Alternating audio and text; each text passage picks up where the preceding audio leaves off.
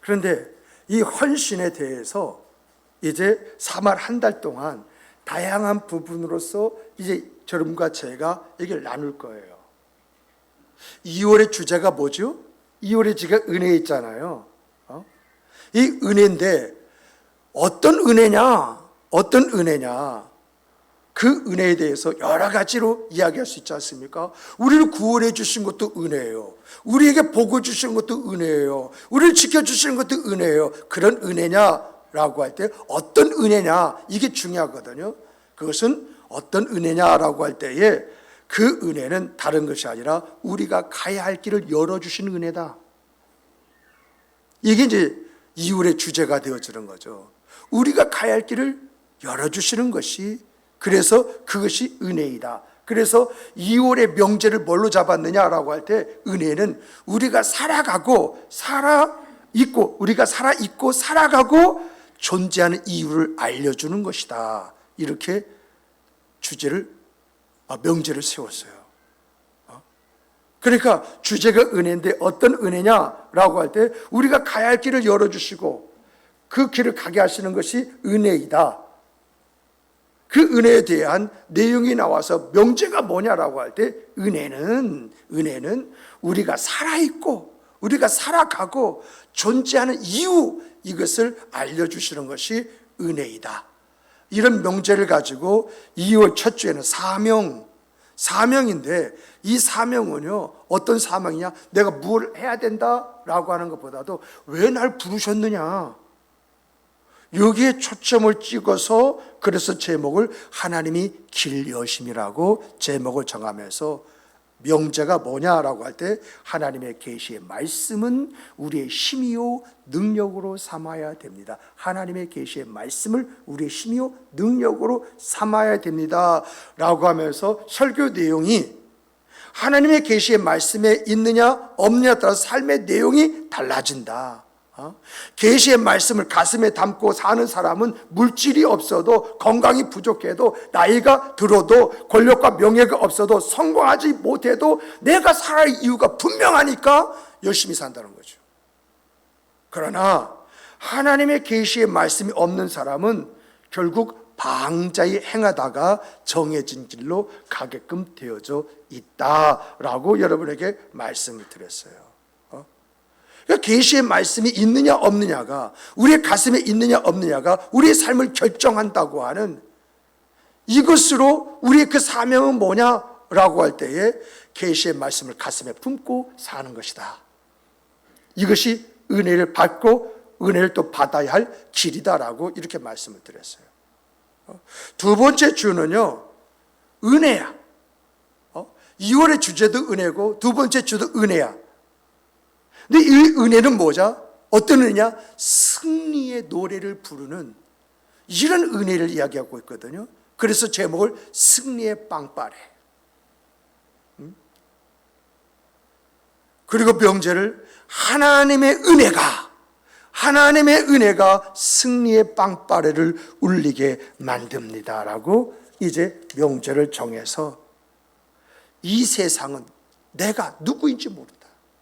지금은 내가 누구인지 모르지만 어느 때인가 내가 누군지 아는 그때가 온다.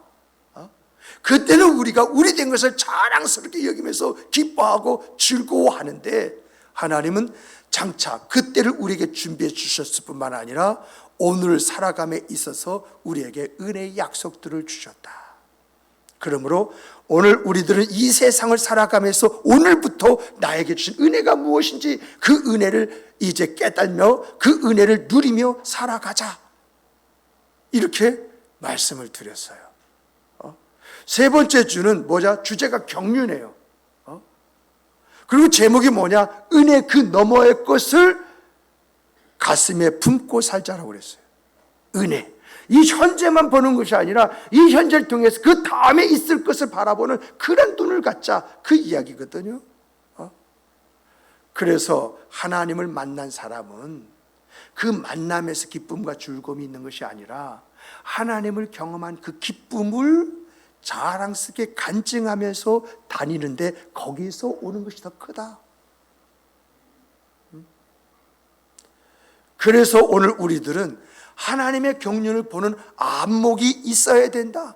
오늘 내게 주신 은혜, 내게 주신 복만 보는 것이 아니라 왜 나에게 이런 은혜를 주셨지? 왜 나에게 이런 복을 주셨지? 그 다음엔 하나님께서 어떻게 하실 것이지? 이 다음을 보는 이런 눈이 있을 때 미래지향적인 생각 그 삶을 살아갈 수가 있다라고 말씀을 드렸어요. 그리고 네 번째 주는요, 네 번째 주제가 확신이에요.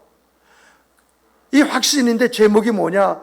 신앙의 절개를 갖자, 즉 지조를 잇는 삶을 살자, 그거잖아요. 그래서 뭐냐? 믿음의 확신이, 명제가 믿음의 확신이 신앙의 지조, 신앙의 절개를 갖게 만듭니다. 그리고 설교의 내용이 서머나 교회, 서머나는 풍요한 도시지만은 서머나 교회는 신앙, 즉 예배를 지키다가 아사해서 죽어가는 사람이 나왔었다. 인간적인 눈으로 볼 때는 비참한 것 같지만은 우리 주님께서는 너희처럼 부유한 자가 없다라고 하는 말씀으로 하나님의 인정을 받고, 또한 이 서머나 이 지역에 있는 사람들이 신앙이라는 것은 어떤 것인가라고 하는 것을 그들이 보고 배울 수 있는 기회를 주므로 너희들은 존경받는 그런 사람이 되었다. 이렇게 은혜 안에 담겨있는 내용과 은혜를 바라보며 살아야 될 그 삶의 내용에 대해서 이제 2월 달에 여러분에게 설교를 했어요. 그리고 매주 그 주제에 따라서 주일부터 시작을 해서 이제 토요일까지 새벽 기도회 때 이러한 명제를 가지고 세분화시켜서 은혜가 뭐냐, 어떻게 살아야 되느냐, 그리함을 통해서 우리의 존재 이유가 거기에서 주어지고 나타난다라고 하는 것을 반복적으로 여러분과 함께 나눴습니다. 정말 그 은혜가 무엇인지, 그 은혜가 살아있다, 살아간다 존재의 그 이유를 밝혀주는 그런 역사로 여러분의 생각 그 삶에 나타나는 역사가 있기를 주님의 이름으로 축복합니다. 이 3월 달은요, 여러분이 말씀드릴 때 헌신해요. 그런데 이 첫 주가 본질이에요. 그러면 헌신의 본질이 뭐냐? 이걸 이야기해야 되는데, 헌신의 본질은 오늘 새벽 예배 때 이야기했어요. 죄로부터 믿음과 삶을 지켜나가는 것이다, 시작하는 것이다, 이렇게 이야기를 했어요. 그럼 믿음이 뭐냐라고 할 때 믿음이 본질이잖아요. 본질이 예배고, 삶이 뭐냐? 신앙생활이에요. 이것을 이제 헌신의 본질이다, 이렇게 이야기를 하게 되는 것이죠. 그렇다면 오늘은 이 시간에 헌신이 뭐냐? 헌신이 뭐냐? 이 헌신만을 살펴보도록 하겠습니다. 여러분, 이 헌신하면은요, 우리가 좀 막연하게 생각하는 그런 경향이 있어요. 그래서 사전적인 의미부터 이렇게 찾아보면은 헌신이라는 것은 뭐냐? 몸과 마음을 바치고 힘을 다하는 것이 헌신이다, 이렇게 사전이 되어져 있어요. 그런데 여러분, 몸과 마음과 정성을 다할 때 어디에 몸과 마음과 정성을 다하냐 따라서 헌신의 종류가 결정이 되어져요. 그 헌신은 뭐냐라고 할 때 몸과 마음을 바치고 힘을 다하는 것, 이게 헌신인데, 이런 몸과 마음과 정성을 어디다 다 바치느냐 따라서 헌신의 내용이 다 달라진다는 거죠. 예를 들면 백범 김구 선생의 이제 청량리를 다루는 영화 있었지 않습니까? 대장 김창수. 그걸 보면은 백범 김구 선생이 우리 국모 민비죠. 민비를 시해한 시의 범들을 죽입니다. 이것으로 인해서 법정에서 사형 언도를 받지요. 그리고 인천교도소에 수감이 되어지는데, 인천교도소에 가만보니까 우리 동포들이 글자를 몰라가지고 많은 불이익과 어려움을 겪는 것을 보면서 우리 동포에게 한글을 가르쳐줘야겠구나, 해가지고 한글 학당을 그 교도소에서 만들어줘 가지고 한글을 일깨워 주잖아요. 약 2년 가까이. 그런 가운데 탈출의 기회가 있어서 탈출을 해가지고 어떻게 합니까? 독립운동에 가담하면서 이제 이 나라 민족의 정신적인 그런 지주 역할을 했던 것을 보게 됩니다. 여기에 대해서 보면은 우리 김구 선생은 이제 거기에 뭘 다 했습니까? 몸을 바치고 마음을 바치고 힘을 다했어. 이것을 헌신이라고 말하거든요. 그럼 이 헌신은 어떤 헌신이냐? 나라와 민족을 위한 헌신. 이걸 한마디로 먹으면 조국의 헌신이다. 이렇게 이야기를 해요. 이 나이 드신 분, 우리는 어머니 있잖아요. 그 제 어머니를 생각하면요, 가끔 가다가 그 어머니 때문에 눈시울이 붉어지고요, 나도 모르게 이 나이에 엄마라고 하는, 나지만 엄마 하는 그 말 한마디에 눈물이 주룩 떨어집니다. 이렇게 엄마라는 그 한마디의 그 단어, 나지막 그 단어 속에 눈물을 흘리게 되어지는 것은 내 어머니의 사랑, 자식을 향한, 나를 향한 그 사랑, 그 사랑이 바로 뭐냐? 헌신입니다. 그래서 이 헌신은 모종의 헌신이다, 이렇게 말을 하게 되어지죠. 근데 오늘 여러분과 제가 신앙생활 하면서 우리가 가진 헌신, 이 헌신은요, 전인격적인 것을 말합니다. 그래서 성경에 나오는 헌신을 분석해 보면은 자발적인 행동, 아낌없는 봉헌, 그리고 섬김, 이것을 묶어가지고요, 헌신이다라고 이렇게 이야기했어요. 이러한 것을 좀 직역해서 말씀드리면요, 하나님을 위하여 자기 자신을 바치는 행위, 자기 자신뿐만 아니죠, 자기 목숨, 자기 재산, 자기의 모든 것을 다 바치는 행위, 주의 몸된 교회를 향하여 시간 바치고 물질 바치고 정성을 다하여 섬기는 것, 이러한 것을 가르쳐서 헌신이다, 이렇게 이야기를 해요. 그러면서 성경은요, 여기서 더 나가서요, 이제 헌신에 대한 모델을 이야기하고 있거든요. 근데 이 헌신의 모델을 누구로 이야기하냐? 예수 그리스도를 이야기하고 있어요. 예수님은 하나님의 뜻에 따라서 우리를 위하여 이 땅에 오셨고, 우리를 위해서 이 땅에서 헌신하시고 수고하시고 천국 복을 가르치시고 우리를 위하여 십자가를 지시고 죽으셨다. 우리를 위하여 철저하게 희생하신 그 희생을 가르쳐서 우리 주 예수 그리스도 헌신인데, 이 헌신은 하나님을 향하여 헌신하는 것이고 우리를 향하여 헌신하는 것으로 이렇게 성경이 기록되어 있는 것을 보게 되지 않습니까?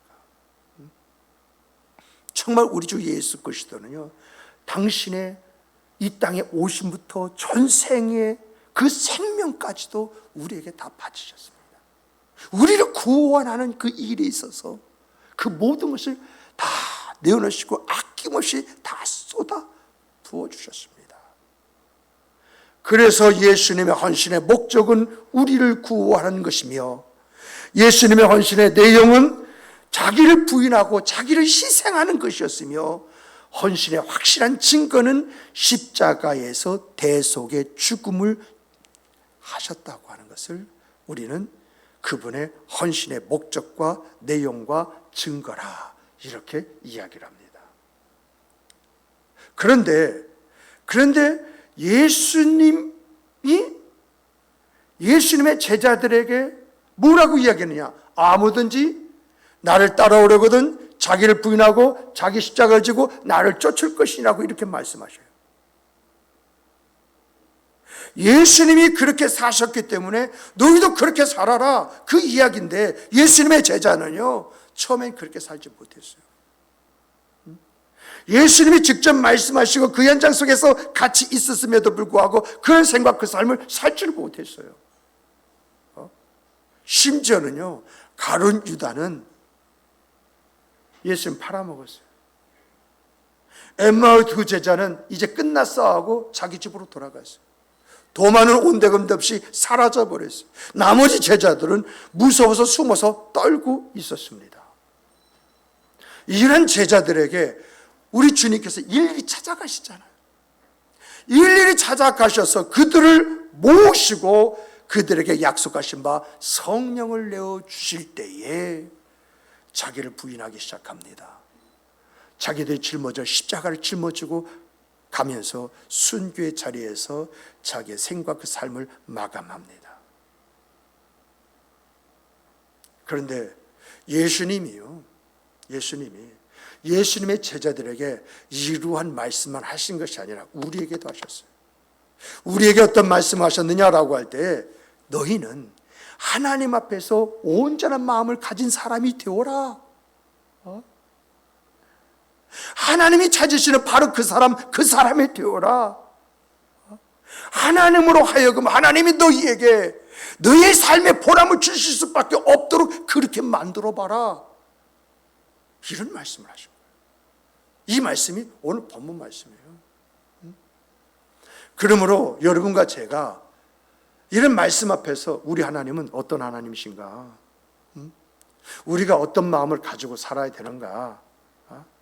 그렇게 살 때 하나님은 우리에게 삶의 보람을 주시는데 그 보람이 뭐냐? 이러한 것들을 우리가 함께 묵상하면서 나아갈 때에 내가 어떻게 살아야 할 것인가? 어떻게 해야 내가 하나님의 역사, 그 역사를 체험할 수 있는 것인가? 이것을 생각해 보면서 나아갈 거 아니겠습니까? 이런 것을 살펴볼 때 그 첫 번째가 뭐냐? 하나님은 어떤 분이시냐? 어떤 분이시냐? 오늘 본문에서 우리가 찾아올 것은요, 하나님은요, 하나님을 향하여 일편단심의 마음을 가지고 있는 사람, 그 사람을 찾으신다는 거예요.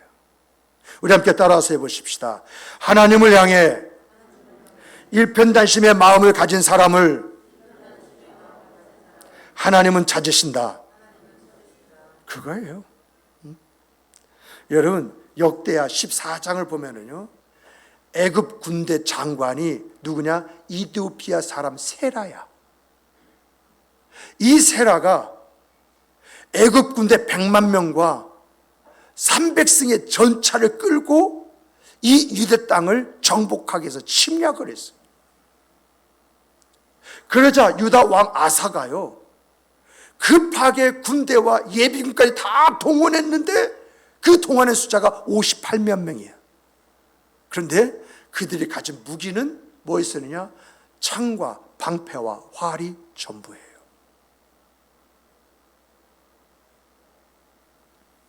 아사왕은요, 전쟁에 나갈 때부터 이 전쟁은 승산이 없다 알고 있었어요.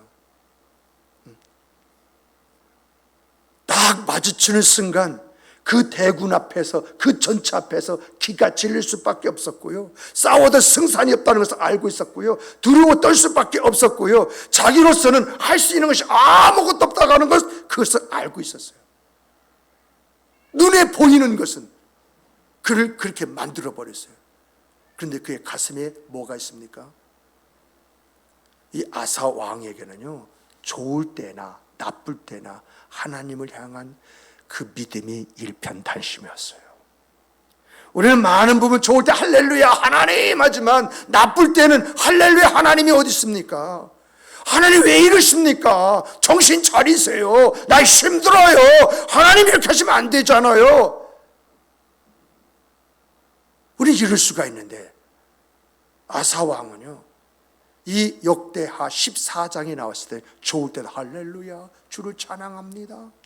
이런 이제 애굽 군대가 세라에 의해서 자기 나라를 침략했어도 이런 최악의 상황 속에 있을지도 하나님밖에 없습니다.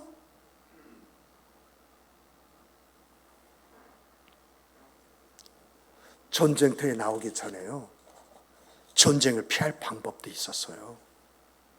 애굽에요, 우리가 조공을 얼마큼 바칠 때니까 우리 피차 전쟁하지 마십시다. 당신이 이길 뻔하지만 싸우다 우리도 희생이 크고 당신에도 희생이 있는 거 아니겠소? 그냥 차라리 전쟁하기보다는 우리가 당신들이 원하는 조공을 바칠 때니까 이야기하십시오 하고 피할 수 있어요. 또 더 나가서요. 더 나가서 왕자나 왕족들을 볼모로 보내가지고 우리가 이들을 위해서도 당신의 말에 복종하겠다. 이렇게 할 수도 있어요. 더 나가서는요. 내 목숨이 필요하냐? 내 왕위가 필요하냐? 내 한 목숨 당신에게 내놓으면 전쟁을 피할 수 있느냐 하고 목숨을 내올 수도 있어요. 이것이 바로 인간적인 방법이요 세상적인 방법입니다. 이러한 방법으로요 전쟁을 모면할 수 있음에도 불구하고 그는 이제 주를 의지하면서 그 전쟁터에 나갑니다. 그리고 그가 뭐라고 신앙 고백하느냐? 14장 11절 보면은 강한 자를 물리쳐 주시고 약한 자 편을 들으시는 하나님, 이 하나님만 믿고 내가 여기 왔습니다. 그래서 강한 자와 약한 자 사이에 도우실 수 있는 분은 하나님 한 분밖에 없습니다. 이 이야기는 뭐죠? 나는 이 하나님 바라보고 여기까지 왔습니다. 그러면서 기도하기를 하나님 우리를 도와주시옵소서. 우리는 하나님만 믿고 저 많은 무리와 싸우러 왔나이다. 우리에게는 하나님 한 분밖에는 없습니다. 이게 11절 하반절에 나와 있는 그의 기도잖아요. 여러분, 이렇게 일편단심의 그 마음을 가지고 하나님의 의를 구하여 하나님의 역사를 바라보고 나오면서 하나님밖에 없습니다.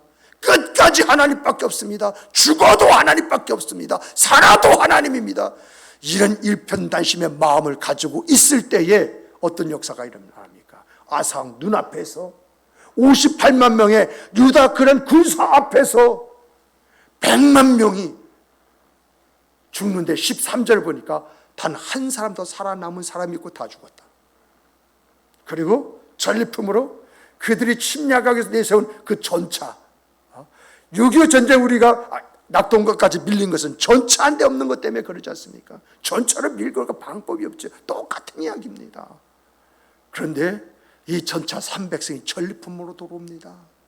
그들이 전장에 물자로 가져던 양과 그리고 낙타 이런 것들이 전부 다 전리품으로 돌아옵니다. 그들이 가졌던 모든 것들이 전리품으로 예루살렘에 들어가는 역사가 일어납니다. 그런데 여러분, 이런 놀라운 역사를 경험한 이 아사 왕이 16장에 와서는 전혀 다른 모습을 갖습니다. 그가 왕으로 즉위한 지 36년째 되던 해에 이스라엘 바하사가 이 남유다를 침략합니다. 그러자 이 아사 왕이 자기 왕궁에 있는 곡간, 성전의 곡간에 있는 그 금붙이, 은붙이 다 떼다가 시리아죠. 아람이 시리아니까 오늘날 시리아 벤하닷 왕에게 바치면서 이스라엘 후미를 좀 치십시오. 그럼 이들이 전쟁을 왔다가 되돌아갈 것입니다.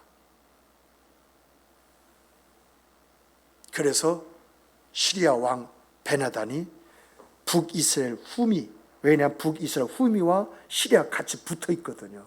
후미를 탁 치니까 갑자기 전령이 이 바하사 왕에서 지금 시리아가 뒤에서 침략했습니다라고 하니까 급하게 그걸 방어하기 위해서 철수를 해버리잖아요.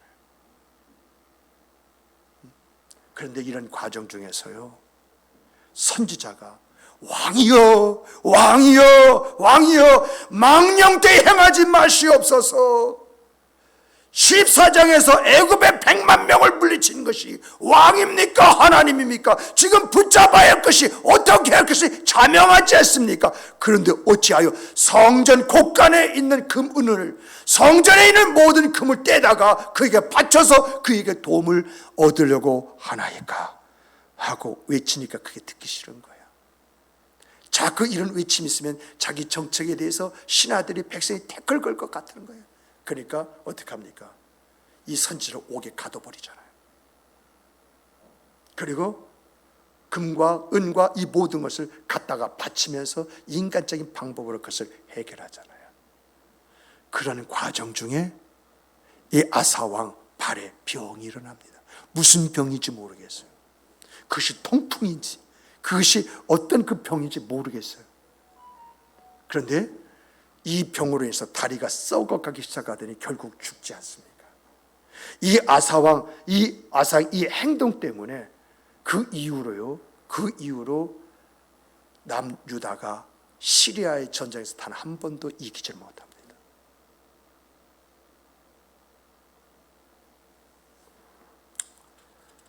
이런 내용을 통해서요,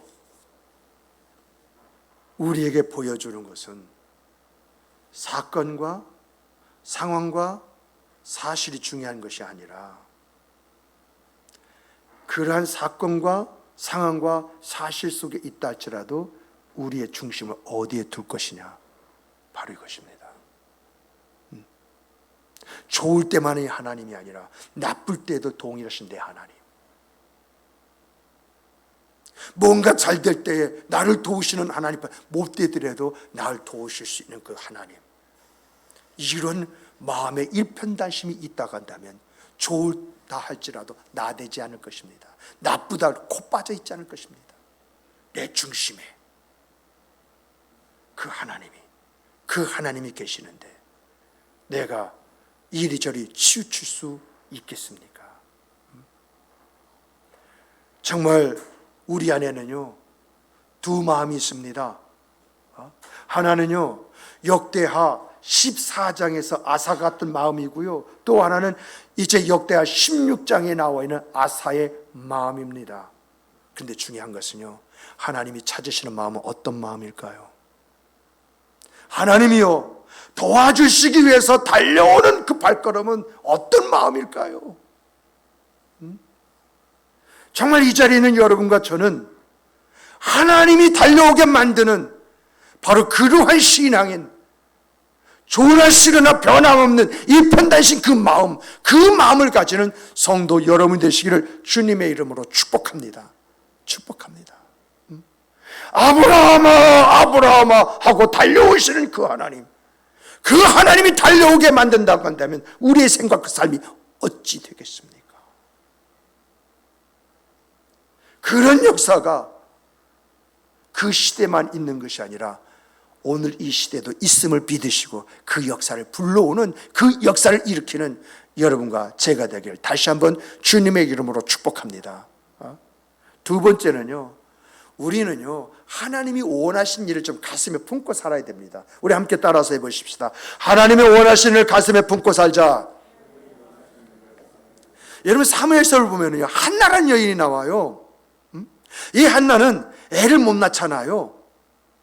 그래서 남편이 후손을 위해서 후처 분인날을 들여옵니다. 이때부터 이 한나의 마음은 불편해지기 시작한 겁니다. 근데 더 고민하고 더 힘들게 하는 것은 이상하게 이 분인나가 남편과 합방만 하면 그 다음 해 애가 나오네. 그것도 아들이 나와요. 우리가요 이 분인나가 아들을 얼마큼 많이 낳았느냐라고 하는 것을 어디서 볼 수 있냐면 한나가 자꾸 슬퍼하고 우니까 그 한나의 마음을 달랜다고 남편 엘가나가 뭐라고 이야기합니까? 내가 10아들 못지않지 않느냐. 여기에서 지금 분인나가 아들을 얼마큼 낳았느냐라고 하는 것을 우리가 생각해 볼 수가 있는 것이거든요. 근데 이 분인나가 후처임에도 불구하고 아들을 계속 생산해내니까 이 집안 안에서 누가 본처고 누가 후처인지 분간이 안 되어지는 거예요. 그러다가 이 남편 엘가나가 한나가 측은해서 여보 하고 좀 더 잘해줄 것 같으면 이 분인나가 쌍심지를 키고 덤벼드네요. 특히 절기가 돼가지고 성막에 올라갈 때면 이 남편 엘가나가 다른 사람보다도 이 한나에게 재물을 2배를 줬던 것 같아요. 이것을 못 보는 거죠. 그래서 한나로 하여금 그 성막에서 하나님 하고 얼마나 간절하게 기도했는지, 기도하는 모습이 마치 엘리 제사장이 볼 때 술 먹고 횡설수설하는 것처럼 보인 거예요. 그런데 중요한 것은요, 이렇게 기도하는 가운데 한나의 영안이 열리는 거예요.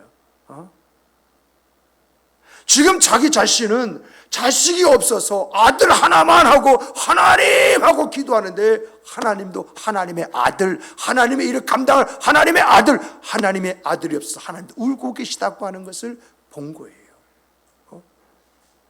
그래서 그가 뭐라고 기도하느냐? 아들이 없어 괴로움과 서름 당하는 것을 보시는 하나님이요, 제게 아들 하나만 주세요.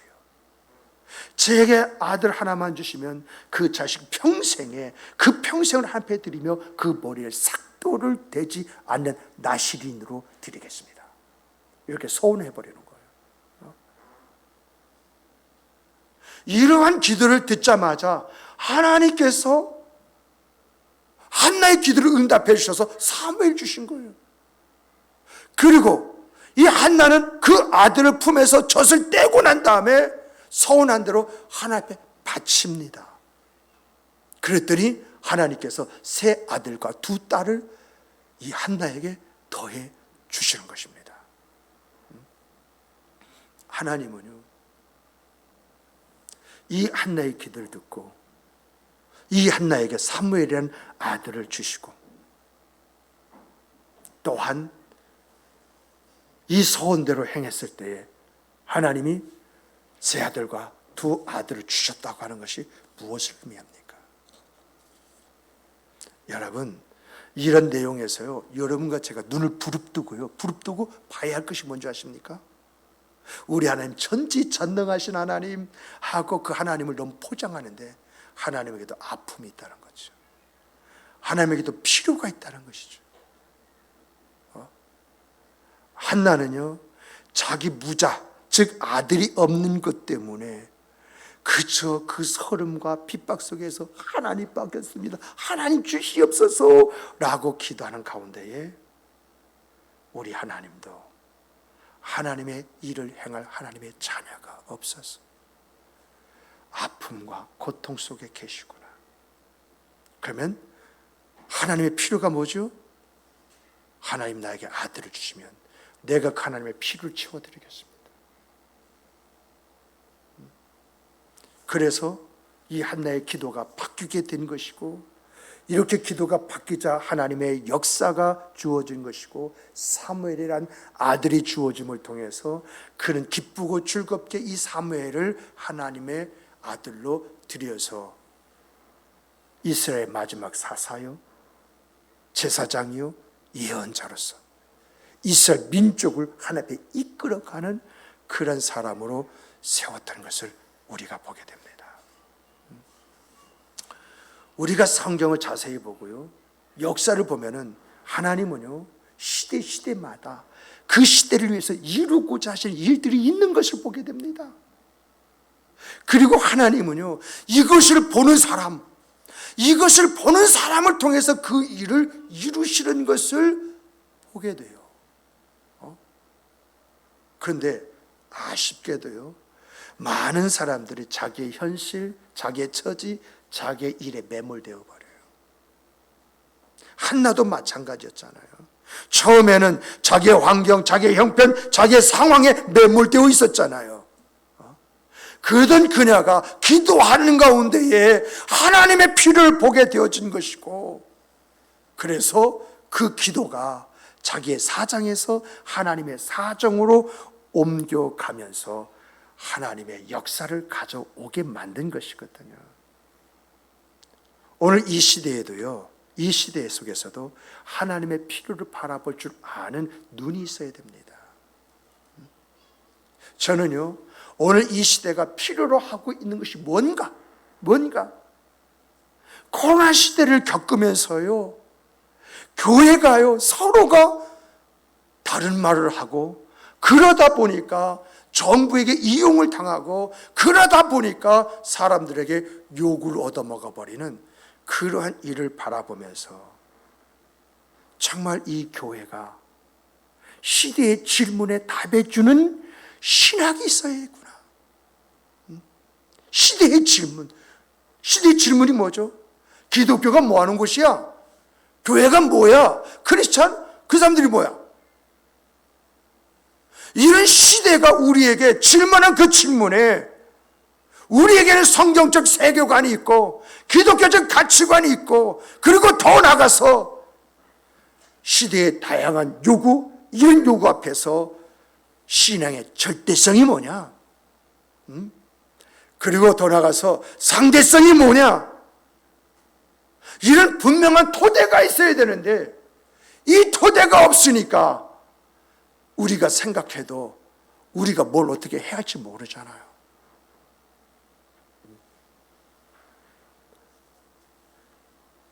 정말 시대의 그 질문 앞에 이것입니다라고 이야기할 수 있는 이 답, 이것이 있다고 한다면 이렇게 우리가 흔들리고 그리고 요거도 먹고 말빨 서지 않는 그런 위치에 설 수 있겠습니까? 이 코로나를 겪으면서 시대가 요구하는 그 질문 앞에 무언가 그것을 답을 줄 아는 그런 교회가 되어야 되지 않겠느냐? 이런 우리 크리스찬이 되어야 되지 않겠느냐? 그러기 위해서는 미래학자가 있어야겠구나. 오늘의 현실에서 미래 어떻게 세상이 바뀌어질지 미래학자가 있어야겠구나. 그 사회적인 문제를 직시할 사회적인 학자가 있어야겠구나.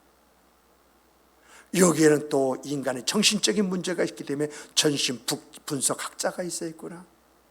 그리고 이러한 부분을 신학적으로 정립하시는 신학자가 있어야겠구나.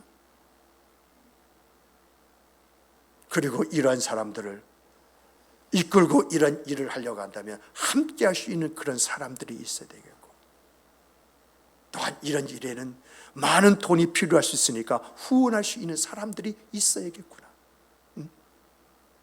어디서부터 어떻게 시작할지는 모르지만은 이 하나님의 필요를 함께 보고 함께 준비하며 함께 만들어 갈 때에 하나님은 그런 사람들을 우리에게 주시지 않겠느냐. 이런 일을 감당할 수 있도록 우리에게 용기를 주시지 않겠느냐. 정말 이 자리는 여러분과 저는 이런 시대의 필요에 답해 줄 수 있는, 하나님의 필요에 맞춰서 그 하나님의 필요를 채우는 그러한 성도 여러분이 되시기를 주님의 이름으로 축복합니다. 축복합니다. 축복합니다.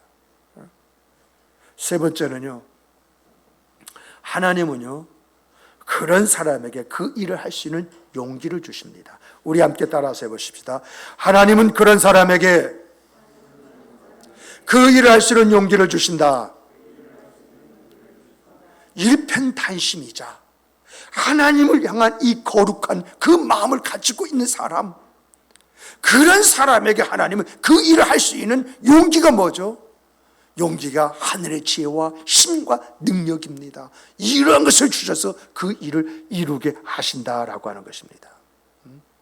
보십시오. 하나님은요, 아사 왕이 좋을 때나 나쁠 때나 일편단심 하나님을 바라볼 때에 100만 명입니다. 300전차입니다. 이런 것을 물리칠 수 있는 힘과 용기를 주셨던 것처럼 한나가 하나님의 필요를 그 마음속에 둘 때에 사무엘을 비롯해서 세 아들과 두 딸을 주셨던 것처럼 우리가 하나님의 일을 가슴에 품고 있으면 하나님이 그 일을 이룰 수 있도록 우리의 길을 여시지 않겠습니까? 필요한 우리를요 출세하게 만들지 않겠습니까? 필요한 하나님께서요 우리에게 돈을 주시지 않겠습니까? 저는 그런 것을 많이 봤어요. 그리고 요즘에 뜨거워집니다. 하나님께서 예전에 SK그룹 최태원 회장과 그리고 그 부인 노소영을 교회로 인도해 주셨던 것처럼 그런 사람을 인도해 주시는 것이 아니라 우리 가운데 그런 사람을 일어나게 만드실 것이다. 저는요, 송우성 목사님이 와서 부흥회할 때 다른 교회는 하나 정도가 보이는데 우리 교회는 4-5명이 보인다. 나 하나님이 주신 말씀으로 받아들여요. 웬만해서는 허황된 것을 받아들이지 않는 사람인데 이건 내가 받아들여요. 그리고 일어서고 있다고 생각을 합니다. 우리가 매출 신화가 일어나고요, 코스닥 상장의 기업들이 나온다고 한다면 재벌되는 것은 시간 문제입니다. 그런 사람이 오는 것이 아니라 우리 교회에서 그런 사람이 일어날 때에 그 사람이 목숨을 걸고 하나님의 일을 감당하는 것이지요. 우리 가운데요, 정말 이 대전에서 내놓으라고 하는 그런 사람이 나올 줄 믿습니다. 내가 그러한 힘이 없다 할지라도 내가 그 힘 있는 사람과 친분을 가지고 있으면 그 힘이 내 힘이 되는 거예요. 그런 걸 참 많이 봤어요. 그런 일이 일어날 줄 믿어요. 왜요? 우리가 하나님의 영광, 하나님의 필요, 이것을 가슴에 담고 살아가는데 그 일들 위해서 돈 안 주시겠어요? 그래서 하나님께서 우리를 일으켜 주시지 않겠어요? 저는요, 그런 하나님의 역사를 믿습니다. 그런데 여러분, 중요한 것은요, 우리 가슴에 이런 일이 있습니까? 이런 꿈이 있습니까? 정말 이 시대를 뭔가 밝히고자 하는 그런 마음이 있습니까? 아니, 개인적으로 하나님의 역사를 통해서 하나님 살아계십니다, 하나님 일하십니다, 하나님 앞에 영광 돌립니다, 이렇게 외치고 싶은 그런 마음이 있습니까? 이런 마음이 있다면요, 우리가 제일 먼저 해야 할 것이 있습니다. 그것은요, 아사가 기도했습니다. 한나가 기도했습니다. 여기에서부터 시작했다는 것입니다. 하나님과요, 우리 마음에는 괴리가 있어요. 이 괴리를 극복할 수 있는 것은요, 우리가 이 괴리를 극복하고 하나님의 마음을 가질 수 있는 이런 방법은요, 하나님이 우리 안에서 우리를 도우셔야 우리의 마음이 하나님의 마음이 되어져요. 하나님의 일과요, 내 일에는요, 어떤 괴리가 있어요. 하나님은 전능하신 그런 일을 가지고 있는데 우리는 간장종적이만한 나밖에 모르는 그런 일일 수 있어요. 이런 내가 하나님의 그런 비전, 하나님의 꿈을 가슴에 품기 위해서는요, 하나님의 도우심이 있어야 돼요. 코로나는 이 거대한 물결, 이 물결 속에 우리는 보잘것없어요. 이런 물결을 이제 거슬려서 코로나 특수를 만들려고 한다고 한다면 오늘 우리 안에 하나님의 도우심이 있어야 됩니다. 하나님의 그 거대한 일, 그 거대한 일 앞에 우리는 연약할 수밖에 없습니다. 그러므로 이 거룩한 일을, 거대한 일을 감당하기 위해서는 하나님이 우리를 도우실 수밖에 없습니다. 도우셔야 가능합니다. 그런데 이러한 일의 시작이요, 기도더라라고 하는 거죠. 그래서 우리는 이 기도를 위해서 3월 15일부터 4월 4일까지요, 이 부활 아침까지 21일 작정 특별 새벽 기도를 하려고 합니다. 이것이 우리에게 주신 하나님의 필요, 그 필요가 될 수가 있고 여러분의 삶 속에서 여러분이 이루고자 하는 그 삶의 목적이 될 수가 있습니다. 정말 매일 새벽 기도에 오시는 분 있죠? 이 기간만큼은 빠질 생각하지 마십시오. 우리가 주일날 약합니다. 그러나 여러분, 이 주일만큼은 빠지지 마시고 나오십시오. 가끔 새벽에 나오셨던 분 20일 도전 못 해보셨지요? 내 일생 가운데 처음으로 이 20일 새벽 기도를 내가 하리라. 한 가지 기도의 제목을 가지고 하리라. 나라와 민족을 위해서 한 가지, 교회에서 한 가지, 나를 위해서 한 가지, 이 한 가지씩만 붙잡고 내가 기도해 보리라. 이런 기도를 할 때에 하나님이 우리에게 용기를 주셔서 그 일을 이룰 수 있는 힘과 능력을 갖게 하지 않겠습니까? 여호수아를 붙잡아서 가나안 땅을 정복하게 만든 것처럼, 갈렙을 붙잡아서 그 아르바를 헤르보로 바꾼 것처럼, 사사를 붙잡아서 그 이스라엘 민족을 회복시켰던 것처럼 하나님이 여러분들을 통해서 그러한 일들을 일으키시고 나타내시지 않겠습니다. 여러분, 이러한 꿈이 내 안에서 날 뜨겁게 하는데 내가 그것을 가지고 기도할 때 하나님께서 응답해 주시지 않겠습니까? 돈이 필요합니까? 돈 주시지 않겠습니까? 뭔가 길이 풀려야 됩니까? 그거 풀어주시지 않겠습니까? 하나님은요, 작은 체험에서 큰 꿈을 갖게 하시는 것을 보게 됩니다. 그러므로 여러분과 제가 정말 하나님의 필요를, 그래서 그 필요가 내 삶 속에서 이루어지고 나타나길 위해서 이 21일 특별 새벽기도에 참석해 보십시다. 정말 이 새벽기도를 통해서 하나님의 만져주심과 인도해 주심과 길러심과 부유케 하심과 풍성케 하심이 올 한 해 우리들이 거두어야 할 주수가 되기를 주님의 이름으로 축복합니다. 축복합니다.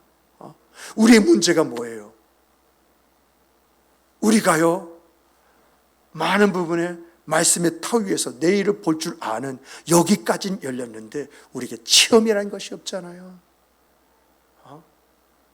정말 이것이다라고 여러분이 간증할 수 있는 간증의 역사가 있습니까? 내가 올해 이런 하나님의 역사를 체험해 보리라, 이런 역사를 일으켜보리라, 이것이 우리의 믿음이 되고 우리의 품어지는 그러한 것이 되어질 때 그 안에서 역사하시는 그 하나님을 체험할 수 있는, 이것이 올 한 해 우리의 삶과 우리의 인생의 내용이 되지 않겠습니까? 정말 하나님 앞에서 마음을 다져잡고 하나님 앞에서 내 모습을 가지면서 하나님께서 나를 아사왕처럼 그리고 한나처럼 사용해 주시는 그 역사, 그래서 하나님이 하셨음을 드러내고 나타내는 이 아름다움이 있는 여러분과 제가 되기를 주님의 이름으로 축복합니다. 축복합니다. 축복합니다. 우리 다 같이 기도하시겠습니다.